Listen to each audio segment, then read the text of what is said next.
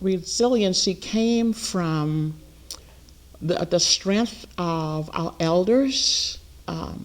They had to teach us things. We were given the talk very early in our Black lives about Jim Crow, what we couldn't do, what we could do so that we could live. Again, I credit some of the resiliency to the teachers that we had, because they taught us Black history, and if it was discovered that they could have lost their jobs. When did I encounter racism? I grew up in Mississippi in the 40s, 50s, 60s, during the heights of the Civil Rights Movement. So it wasn't a guess if racism was around. I saw it every day. I saw my parents deal with it every day, all my relatives, my friends, including myself. So the real question is, I think when you ask, finding a KKK card in a courthouse in Connecticut, well, this was a small business card saying that you had been visited by the KKK. How do you deal with that? Well, I've been dealing with it all of my life. Connecticut is still part of America. It's not some foreign country cut off from the rest of the 49 states. You know, it's part of it. But what I knew was that did not represent everybody in Connecticut nor everybody in America. That card represented a person, a horrible idea, but it represented a person, because that person was trying to send a message. And I think that message was to me because of the position I was sitting in when he and I encountered each other in court. But I was not going to let that message go unanswered, and I made sure it did not go unanswered. I went to visit my mother's aunt in Arkansas, Swifton, Arkansas. And I don't remember a lot about that particular trip, but I do remember certain things that stick out. And one was hearing a disturbing noise in the evening and getting out of the bed to look out to see what the commotion was. And I saw maybe 3 men on the lawn, and they were dressed in these robes. And of course, I just knew, I compared them to what I had seen in picture books of Jesus and the disciples, and I knew that's what I was looking at. But later learned that that was not the case. I was snatched away from the window, and later learned that they were members of the Ku Klux Klan. And I also learned that on that particular occasion, they had set the house ablaze. As a Merle's wife, I have seen him be resilient a number of times. In his Coast Guard career, I've seen him spring back, jump back from times when he felt that the Coast Guard Academy did not necessarily understand the challenges of minority students, and he would over and over and over again try to facilitate that understanding and try to bring knowledge and information to the Academy by virtue of his own example, and by virtue of just trying to share with the staff and the cadets and the administration who he was and what he was, and the fact that much of that had to do with his training at the Coast Guard Academy, his education at the Academy.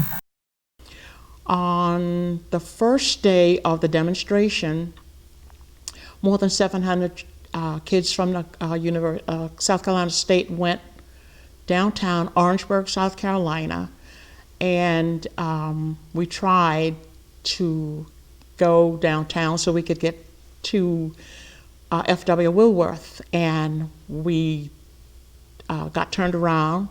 And so the second day, some went another way. Jim Clyburn and his group went another way, and the group that I was in went straight downtown on the main street, a lady came out of one of the stores and she said, and I quote, "Where all these niggas coming from?" And so I walked out of the line and was headed toward the lady who made the remark, and I was just going to let her know who I was. So, because she didn't know my name. That was not my name. My name was Florence Dorothy Jeffries Gilliard at the time. And so someone pulled me back and said, "If you can't stand the heat, get out of the kitchen." And I think on that day I was baptized into nonviolence. And then I could understand the concept of what Dr. Martin Luther King was talking about. And for Christmas around 1960 or so, my father and mother bought me a radio. But this radio cost them used $10. I remember that clearly. That was a lot of money. That radio was my spaceship, my train, my bus, my airplane, everything. It allowed me to leave the Mississippi Delta anytime I felt like it. I grew up listening to the BBC, Radio Deutsche Welle, Radio Nippon. So I got a chance to hear so much of the world and to hear other ideas that were very, very important. And coupling that with how my parents saw the world, it empowered me to be the person I am today. My father had a statement that he would like to make to his friends about me. He would say, "Drop the boy off anywhere, he'll hit the ground running." Because that meant to me and to his friends that no matter what the surroundings, no matter where I was placed, I would survive. I think the first time, of course, was the Winthrop School situation. And there were children. There was one young boy who I remember, whose name I even remember after all these years, that had it out for me. He just didn't like me at all. And he would call me the N-word. And then I would hit him. I hit him. And I hit him again. And during that particular time, I lived within walking distance of home, as most of the kids in that area did. And so he went home for lunch, and I went home for lunch. And when I came back to school, he was with his mother on the front steps of the school. The mother wanted to lecture me and how bad I was to do what I did and hitting her son. I said, "Well, if he calls me a name, I will hit him again." That's basically what I said. I knew I would never achieve any particular goal as far as the white race was concerned. I mean, there were issues there within amongst their own races. You know, if you were Italian, you had a problem. If you were Irish, you had a problem. So you never were white enough. But with people of my own race, I had really some issues initially, but then I learned to overcome them. I was around for a bit more, you know, because I've had people tell me, "I didn't think we'd ever get along because you're so fair," you know, and you don't see yourself that way. I feel comfortable being who I am. I think that was the tool, just accepting people for who they are and how they treated me, and if we didn't get along, then we just go, separate ways. Resilience, or being resilient, does for you is that it allows you to understand that you're not going to let anybody define you. So without resilience, you will be defeated. And no one in this world gets through without meeting some obstacle or obstacles. And the secret is to not give up.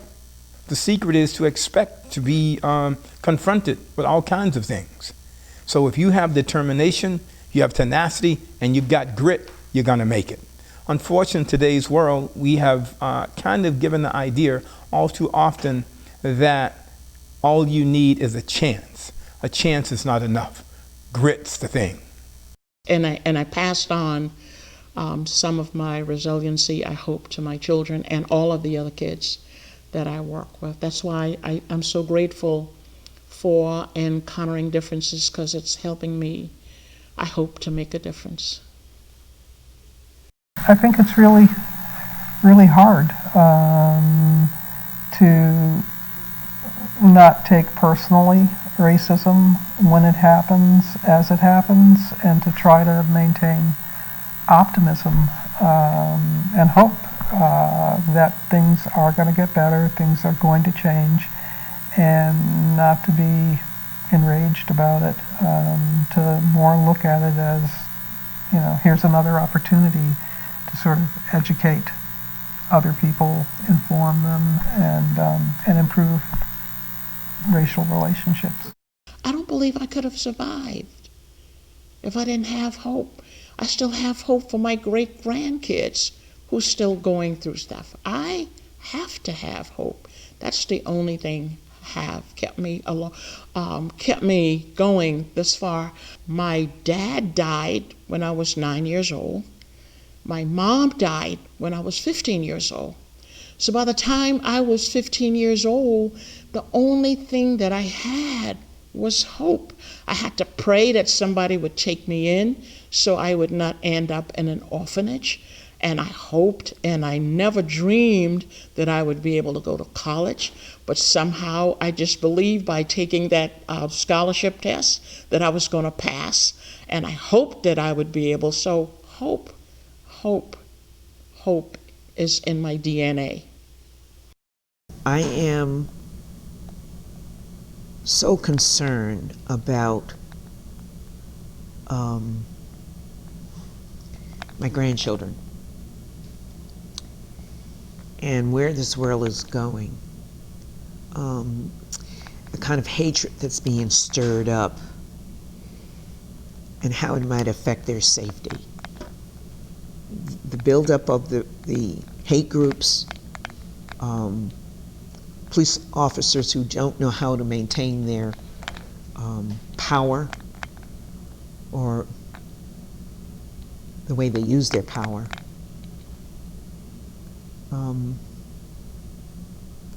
And how do you talk to all of that about that sort of thing to, your young ones? You don't want them to become afraid. You don't want them walking around frightened all the time, every time they see a police officer. I chose to prepare myself for the world that was coming, not the one that was. And that if the world was going to get better, there was only one way it was going to happen. I'd have to get in it. Another statement my parents used to always throw out: you can't light the world, but if everybody lights their corner, world is lit. So I was out to light my corner. I'm very, very hopeful, but I'm also cognizant of the fact that we still have a long, long way to go. And it's important to personally take responsibility for improving racism in this country and in the world. It's not just in this country, but in the world, by doing what we can do, each of us individually, to make a difference. And I think that's our best course of action, actually, rather than waiting for somebody else or a system or the government or our president. I just think we have to drill it down to ourselves as individuals and do what we can do.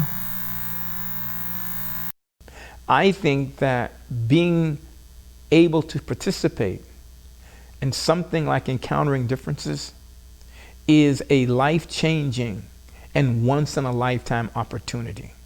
And you go, well, why? Because it's not us who are going to pick up the mantle. It's going to be that next generation. And of all the things that we will leave them, be it money, be it power, hope, understanding, love, and trust should be top of that list. And the one thing that Encountering Differences has been doing without fail is exposing people to other people, which will also give them trust. Because anything you don't know mankind's first instinct is to fear. And this is December of 2019, and it was said in 1941, in December, the only thing we have to fear is what? Is fear itself. And that still holds true today. I think that's a big part of the answer of what can we do. Exposure, knowledge, experiencing one another, being together, diversity, I think is critical. And the more diversity we have, the more opportunity we have to learn one another and to be together, I think will make a huge difference. The spiritual answer comes in, what I use that helps me a lot actually is I think about Jesus on the crucifix and looking down at the people in front of him and saying, God, they know not what they do. And sort of having that kind of compassion and belief that things will get better. People will understand eventually. They will come around, and you just have to sort of bear the burden until they do.